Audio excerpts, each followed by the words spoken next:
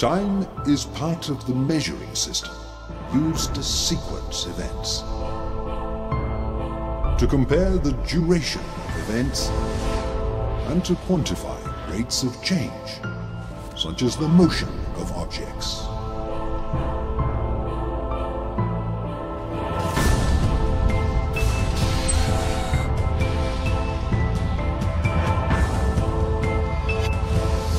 Speed.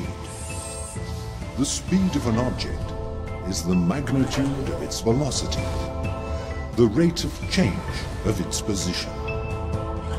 Speed has the dimensions of length divided by time.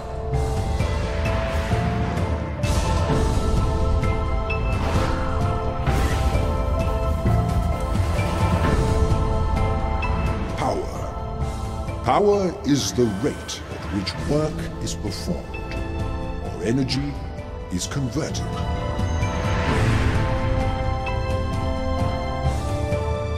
Power is energy divided by time.